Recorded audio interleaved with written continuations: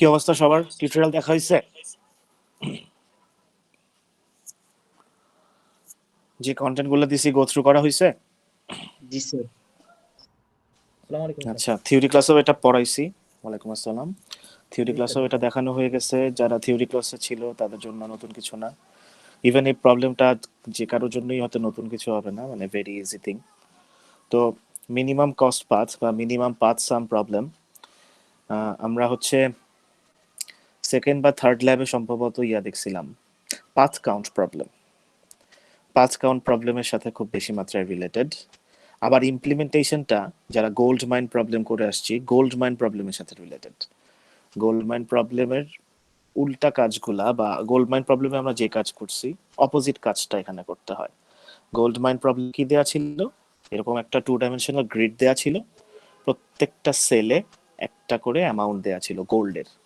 তো top left ঘর থেকে শুরু করে বটম রাইট ঘরে আমি পৌঁছাবো, এটা ছিল পাথ কাউন্ট প্রবলেমে।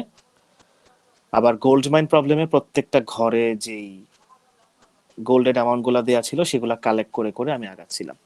তো আজকের প্রবলেমটা মিনিমাম কস্ট পাথ বা মিনিমাম পাথ সাম প্রবলেম, এই প্রবলেমটাকে আমরা গোল্ড মাইন প্রবলেমের সাথেও রিলেট করতে পারি, আবার পাথ কাউন্ট প্রবলেমের সাথে রিলেট করতে পারি। গোল্ড মাইন প্রবলেমে আমরা কি করছিলাম, প্রত্যেকটা ঘরে যে গোল্ডের অ্যামাউন্ট দেওয়া ছিল আমি একটা কলাম থেকে আরেকটা কলামে আগাচ্ছিলাম, মানে লেফট কলাম থেকে রাইটের কলামগুলোর দিকে আমি আগাচ্ছিলাম। আমার টার্গেট ছিল যে highest amount of gold collect করা। সো সেই সমস্ত ঘর দিয়ে যাওয়াই চেষ্টা করছি আমি।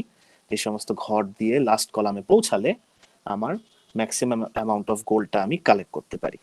তো গোল্ড মাইন প্রবলেমের সাথে যদি আমাদের আজকের প্রবলেমটাকে রিলেট করি, জাস্ট উল্টাটা। গোল্ড মাইন প্রবলেমে ম্যাক্সিমামটা টার্গেট ছিল, আর মিনিমাম কস্ট পাথ বা মিনিমাম পাথ সাম প্রবলেমে আমার টার্গেট হচ্ছে প্রত্যেকটা সেলে যেই কস্ট দেয়া আছে এমন এমন ঘর দিয়ে যাওয়া, এমন এমন ঘর দিয়ে আমার বটম রাইট সেলে পৌঁছানো টপ লেফট সেল থেকে, যাতে আমার কস্টটা মিনিমাম হয়। সো এই অর্থে গোল্ড মাইন প্রবলেমে ঠিক উল্টা কাজটা। গোল্ড মাইন প্রবলেমে আমরা ম্যাক্সিমাম ভ্যালু নিয়ে মানে নেওয়ার টার্গেট ছিল আমাদের, মিনিমাম কস্ট পাথ প্রবলেমে আমাদের টার্গেট হচ্ছে মিনিমাম ভ্যালুগুলোকে নেওয়া বা এমন ভাবেই যাওয়া যাতে আমার কস্টটা মিনিমাম হয়। এই অর্থে মিনিমাম কস্ট পাথ প্রবলেমটা গোল্ড মাইন প্রবলেমের সাথে কানেক্টেড। আবার মিনিমাম কস্ট পাথ প্রবলেমটা পাথ কাউন্ট প্রবলেমের সাথে খুব ভালো মাত্রায় কানেক্টেড। পাথ কাউন্ট প্রবলেমে আমরা টপ লেফট সেল থেকে যাত্রা শুরু করে আমার টার্গেট ছিল বটম রাইট সেলে পৌঁছাবো, সেটা সর্বোচ্চ কত উপায়ে পৌঁছানো যায় আমরা সেটা বের করছিলাম।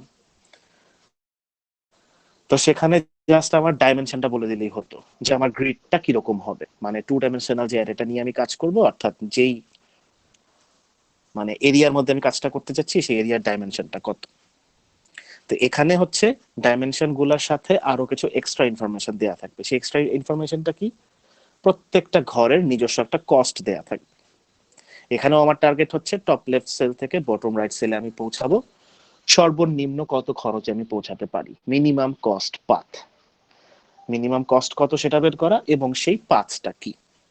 সো এখানে পাথ একটা আসতে পারে বা একাধিকও আসতে পারে, ডিপেন্ড করতেছে। যেমন আমাদের এই এক্সাম্পলে এখানে এখানে একটাই আসছে। তো এমনও তো হতে পারতো যে যেহেতু এখানে কত আছে,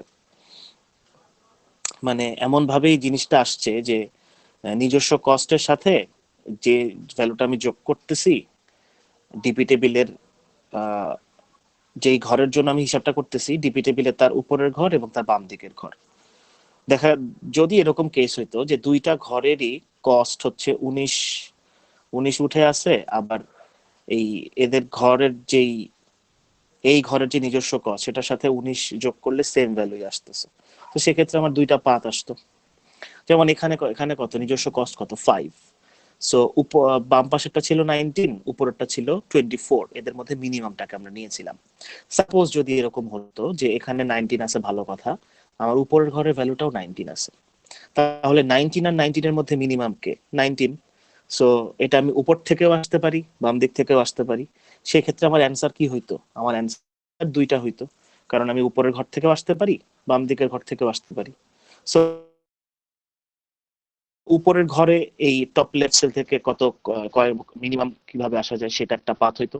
আবার বাম দিকের ঘরে এই টপ লেফট সেল থেকে সর্বনিম্ন খরচে কোন পাথ দিয়ে আসা যায় সেটা আরেকটা অ্যান্সার হতো। সো এখানে দুইটা অ্যান্সার হতে পারতো।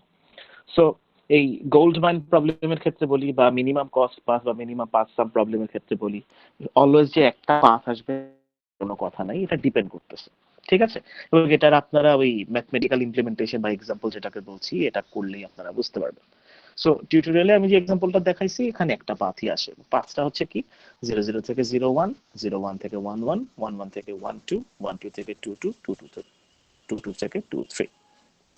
অলরাইট, সো আমাদের আজকের যে প্রবলেমটা, এটার কোডিং ইমপ্লিমেন্টেশনটা মোস্ট লাইকলি গোল্ড মাইন প্রবলেমের মতোই হবে। গোল্ড মাইন প্রবলেমে আমরা কি কি ইনফরমেশন পাঠাচ্ছিলাম আমাদের ইউজার ডিফাইন ফাংশনটার কাছে? জাস্ট ডাইমেনশনটা, যে আমি কিরকম ডাইমেনশন নিয়ে কাজ করতে চাই, এটা ইউজার থেকে ইনপুট নিছিলাম, যে enter the number of rho, enter the number of column, কতগুলা রো কতগুলা কলাম থাকবে আমাদের এই টোটাল 2 ডাইমেনশনাল গ্রিডটাতে, সেটা ইউজার থেকে ইনপুট নিয়ে আমি ওই ইউজার ডিফাইন ফাংশনটার কাছে পাঠাই দিছিলাম। আমাদের আজকের ইমপ্লিমেন্টেশনটা মোস্ট লাইকলি সেমই হবে, বাট একটু ডিফারেন্ট হবে। কিরকম? আমরা ইউজার থেকে ইনপুট নিব, কয়টা রো কয়টা কলাম নিয়ে কাজ করব, তাহলে 2 ডাইমেনশনাল অ্যারেটার আমি ডাইমেনশন গুলো পেয়ে গেলাম। এরপর আমি যেটা করব, এম ইন্টু এন ডাইমেনশনটা, এই গ্রিডটা যেহেতু আমি পেয়ে গেছি, প্রত্যেকটা ঘরের কস্ট কি হবে সেটাও ইউজার থেকে ইনপুট নিয়ে নিব। র কোডিং এ কস্ট গুলা না দিয়ে আমি ইউজার থেকে ইনপুট নিব। তাহলে আমি টোটাল একটা ম্যাট্রিক্স আগেই ফুলফিল করে ফেললাম। মানে সোজা কথা আমি বলতে চাচ্ছি, আমার মাউসটাকে খেয়াল করেন, এই যে এই জিনিসটা, একটু এখানে রো এর সংখ্যা কয়টা? 3টা। কলামের সংখ্যা কয়টা? 4টা। তার মানে এটা একটা 3/4 2 ডাইমেনশনাল গ্রিড। এই গ্রিডে প্রত্যেকটা সেলের একটা করে ভ্যালু দেওয়া আছে না? সেগুলা কি ইন্ডিকেট করতেছে? প্রত্যেকটা সেলের নিজস্ব কস্ট। 3 5 7 10 6 4 3 9 6 5 4 5, এগুলো আমি ইউজার থেকে ইনপুট নিয়ে নিব। তো ইউজার থেকে ইনপুট নিয়ে যদি আমি এই 2 ডাইমেনশনাল অ্যারেড ভ্যালুগুলো যদি আমি অ্যাসাইন করে দিই, তাহলে আমার হাতে একটা টোটাল 2 ডাইমেনশনাল গ্রিডও আছে, প্রত্যেকটা সেলের কস্টও আছে। আমার আজকের ইমপ্লিমেন্টেশনে যেটা করতে হবে, এই পুরা 2 ডাইমেনশনাল অ্যারেটাকে আমার আর্গুমেন্ট হিসেবে পাঠাতে হবে একটা ইউজার ডিফাইন ফাংশনটার কাছে। সাপোজ ইউজার ডিফাইন ফাংশনটা নাম দিলাম আমি এমসিপি বা এমপিএস, যেটা দেন আপনারা আপনাদের ইচ্ছা মতো একটা নাম দিলেন। তাহলে সেই ইউজার ডিফাইন ফাংশনটার প্যারামিটার হিসেবে কি রাখতে হবে? একটা 2 ডাইমেনশনাল অ্যারে রাখতে হবে, কারণ আমি মেইন ফাংশন থেকে যেহেতু এই অ্যারেটাকে ইনপুট নিছি, অ্যারেটাকে পাঠাতে হবে। ইনপুটটা নিব ইউজারের মাধ্যমে, ভালো কথা, কিন্তু সেটা কোথায় নিব? মেইন ফাংশনে। মেইন ফাংশন থেকে যখন আমি এই ফাংশনটাকে কল করব, এমসিপি বা এমপিএস যেটাই নাম দিই না কেন, ফাংশনটাকে কল করার সময় আমি আর্গুমেন্ট হিসেবে 2 ডাইমেনশনাল একটা অ্যারে পাঠাবো। সো কলিং এর সময় যেহেতু একটা 2 ডাইমেনশনাল অ্যারে পাঠাচ্ছি, সো এই ফাংশনটার প্যারামিটার লিস্ট আমাকে কি রাখতে হবে? একটা 2 ডাইমেনশনাল অ্যারে রাখতে হবে। জাস্ট পার্থক্য হচ্ছে এটাই। গোল্ড মাইন প্রবলেমে আমরা খালি ডাইমেনশন গুলা পাঠাইছিলাম, ডাইমেনশন গুলা পাঠানোর পরে যেই অ্যারেটা ক্রিয়েট হওয়ার কথা ওটা ইউজার ডিফাইন ফাংশনের মধ্যে ক্রিয়েট করছিলাম। আজকের প্রবলেমটা আরো অ্যাডভান্স, সেটা হচ্ছে আমি মেইন ফাংশনের মধ্যে এই রো কলাম ইনপুটটা দিব, ডাইমেনশন গুলা ইনপুট নিয়ে আমি মেইন ফাংশনের মধ্যেই প্রত্যেকটা সেলের ভ্যালু কি হবে, অর্থাৎ কস্ট কি হবে, সেটা ইনপুট নিয়ে নিব। ইনপুট নিয়ে নিলে 2 ডাইমেনশনাল যে অ্যারেটা পেলাম সেটাকে আর্গুমেন্ট হিসেবে পাঠিয়ে দিব। তারপর ওই 2 ডাইমেনশনাল অ্যারেটার উপর বেস করে আমার যে ইউজার ডিফাইন ফাংশনটা আছে তার মধ্যে আমাকে আরেকটা 2 ডাইমেনশনাল অ্যারে ক্রিয়েট করতে হবে, যার নাম দিব ডিপি টেবিল। সেখানে ডিপি টেবিলে হচ্ছে আমি ভ্যালুগুলা ক্যালকুলেট করে করে বসাবো। ক্যালকুলেশনটা কিভাবে হচ্ছে এটা আশা করি সবাই বুঝতে পারছেন। সো ডিপি টেবিল একটা 2 ডাইমেনশনাল অ্যারে হবে, এইটার কাজ হবে হচ্ছে ইউজার ডিফাইন ফাংশনটার ভিতর, সেখানে ক্যালকুলেশন হবে সবগুলা ঘরে ক্যালকুলেট হয়ে হয়ে বসবে। সো আমার এই প্রবলেমটার রেজাল্ট কোথায় রাখা আছে? লাস্ট রো লাস্ট কলামে। এই ভ্যালুটা তখন কি করবে? যে ইউজার ডিফাইন ফাংশনটা ছিল সে আবার মেইন ফাংশনকে রিটার্ন করে দিবে।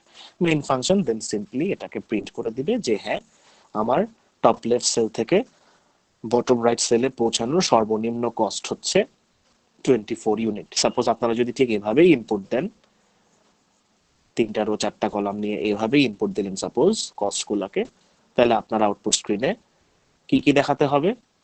এই টেবিলটা দেখাবেন, 2 ডাইমেনশনাল যে অ্যারেটা আছে এটা প্রিন্ট করবেন, ডিপি টেবিলটা প্রিন্ট করবেন, প্রিন্ট করে লাস্টে একটা লাইন আসবে যে টপ লেফট সেল থেকে বটম রাইট সেলে পৌঁছানোর খরচ হচ্ছে 24 ইউনিট। 5টা আপাতত দেখানো লাগবে না, ওটা ডিফারেন্ট একটা প্রবলেম। আপাতত হচ্ছে মিনিমাম কস্ট কত আসে আমরা সেটা বের করা শিখি।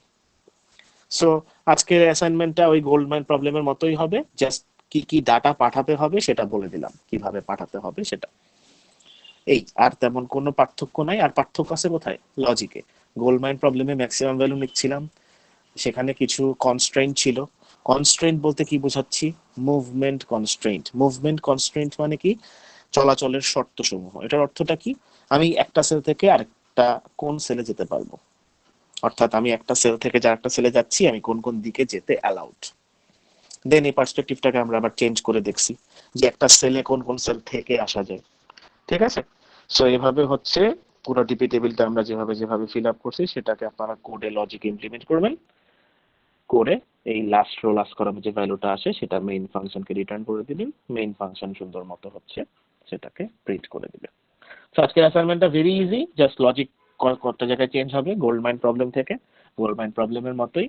আর ফাংশন কল করার সময় আর্গুমেন্ট হিসেবে আমরা এখন ডাইমেনশন পাঠাবো না, আমরা ডাইমেনশন নিয়ে প্রত্যেকটা সেলের ভ্যালু ইউজার থেকে ইনপুট নিয়ে নিছি মেইন ফাংশনে। তার মানে আমার মেইন ফাংশনের মধ্যেই আমার 2 ডাইমেনশনাল অ্যারেটা রেডি আছে, পুরো অ্যারেটাকে পাঠাতে হবে। 2 ডাইমেনশনাল অ্যারেটার উপর বেস করে ইউজার ডিফাইন ফাংশনের ভিতরে এই ডিপি টেবিলটা ক্রিয়েট হবে। ডিপি টেবিলের লাস্ট রো লাস্ট কলাম ভ্যালুটা আবার ইউজার ডিফাইন ফাংশন মেইন ফাংশনকে দিবে, মেইন ফাংশন হচ্ছে প্রিন্ট করে দিবে। সবাই বুঝতে পারছি? জি স্যার। আচ্ছা, তো এই তো স্যার এই একটা হচ্ছে কোশ্চেন আজকে। ছিল স্যার। হ্যাঁ বল। স্যার বিট কস্টের ক্ষেত্রে স্যার আমাদের স্যার ভ্যালুর স্যার আমরা যেটা স্যার মিনিমাম সেই দিকে আমরা যাই, কিন্তু স্যার যদি আপনার সেম হয় ভ্যালু, তাহলে আমরা রাইটে যাব হ্যাঁ, নাকি ডাউনে যাব? তখন হচ্ছে ওই তো আপনি মিনিমাম মিনিমাম ভ্যালু ক্যালকুলেট করার যে ফাংশনটা থাকে সেটা কি? মিনিমাম মিনিমাম ভ্যালু আমরা যেটা কিভাবে বের করি? টার্নারি মিনিমাম অপারেটরের কথা মনে আছে? সি বুঝলাম প্রোগ্রামিং না এ টার্নারি অপারেটরের কথা মনে আছে? সি প্রোগ্রামিং এ পড়ানোর কথা। দুইটা ভ্যালুর মধ্যে মিনিমাম ভ্যালু কিভাবে ক্যালকুলেট করে? টার্নারি অপারেটর মনে আছে কি? ওই যে কোয়েশ্চেন সাইন দেন একটা কোলন, এরকম একটা অপারেটর আছে। জি স্যার। সো মিনিমাম ভ্যালু বের করার সময় আপনি টার্নারি অপারেটর ব্যবহার করবেন। এটা একটু গুগল করলেই পেয়ে যাবেন যে how to calculate the minimum of two values using ternary operator. এটা দিয়ে হচ্ছে কিভাবে মিনিমাম বের করে নেবেন। দুইটা ভ্যালু যদি সেম হয়, আইদার ইফ এর কন্ডিশন ট্রু হবে অথবা এলস এর কন্ডিশন ট্রু হবে। তো যেখান থেকেই নেন না কেন এই দুইটা ভ্যালু সেম হলে একটাকেই পিক করবে। জি স্যার। ঠিক আছে? বুঝতে পারছি। বোঝা বুঝতে গেল? পারছি। জি স্যার। আচ্ছা, বাকিরা সবাই বুঝছি আজকের অ্যাসাইনমেন্টটা ভেরি ইজি, খুব কঠিন কিছু না। কারো কোনো কোয়েরি আছে?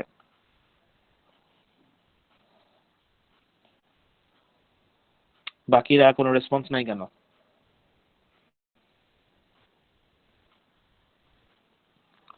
আপনাদের এই ল্যাবে সম্ভবত 24 থেকে 25 জন আছে, তো দেখি যে প্রতিদিন এরকম এই লাস্টে যে 15-16 জনের মতো থাকে। হ্যাঁ, আপনারা যদি ল্যাবে ঠিকঠাক মতো অ্যাটেন্ড না থাকেন, আপনি ফাইনাল পরীক্ষা যতই ভালো করেন না কেন আপনার A+ আসবে না, এটা আমি বলে দিলাম। Unfortunately I am sorry. আপনি যত ভালো প্রোগ্রামারই হন না কেন, যত ভালো আপনি কোডিং করেন না কেন, ফাইনালের কোশ্চেন আপনি সবগুলা পারেন, ভাইবা সব পারেন না পারেন, অ্যাটেন্ডেন্স যদি ফুল না থাকে, 10টা ল্যাব, উইকে একটা করে ল্যাব হয়, 2-1 দিন মানুষের প্রবলেম থাকতে পারে, বাট প্রত্যেক ল্যাবে এই 25 জন স্টুডেন্টের মধ্যে 17 থেকে 18 জন থাকে, বাকি 6-7 জন এদেরকে খালি ওই মিড দিলে দেখা যায়, কুইজ টুইজ যদি দেই তাহলে এদেরকে দেখা যায়, আর ল্যাব ফাইনালের দিন দেখা যায়।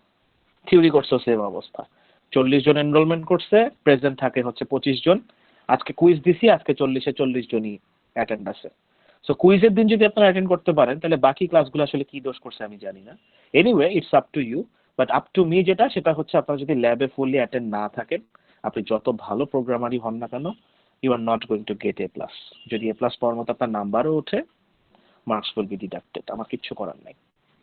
ঠিক আছে? আর যাদের প্রবলেম থাকে ভ্যালিড তারা আসলে আমাকে জানায় বা মেল করে যে স্যার আজকে এই প্রবলেম ছিল বা সামথিং সামথিং। বাট যারা অ্যাবসেন্ট থাকে তাদের ম্যাক্সিমামই আসলে কিছুই জানায় না, তাদের চেহারা শুধু পরীক্ষার দিনই দেখা যায়। সেটা জানাই দিলাম, বাকিটা আপনাদের উপর, কোনো জোর জবরদস্তি নাই। আপনি A+ পাইতে চান কি না চান এটা আপনার উপর। আর দেয়ার স্কিমটা আমি বলে দিলাম, ল্যাবে প্রেজেন্ট থাকতে হবে। যত ভালো এক্সাম দেন না কেন, যদি অ্যাটেন্ডেন্স না থাকে, you are not going to get A+। Okay, তো আজকে ক্লাসে আর কারো কোনো কথাবার্তা আছে, এনি কোয়েরি? না থাকলে আজকে ক্লাসটা এখানে শেষ করে দেবো। নো আর স্যার। এটার যে রেকর্ডিং ভার্সনটা এটা দিয়ে দিব, এটা ফলো আপ করেন অ্যাসাইনমেন্ট করতে বসার সময়, ঠিক আছে? স্যার তাহলে সবাই ক্লিয়ার Yes, sir. মেসেজটা? জি জি স্যার। স্যার। ওকে, তো ঠিক জি, আছে, sir, সবাই ভালো clear. থাকবেন। নেক্সট আর যেটা বললাম, ল্যাব এই মিডের মধ্যে কিন্তু ল্যাব ট্যাব হবে, সবই হবে, তো সবাই প্রেজেন্ট থাকবে, ঠিক আছে? ওকে, ওকে স্যার। তো ঠিক জি, আছে, স্যার। ওয়ালাইকুম আসসালাম।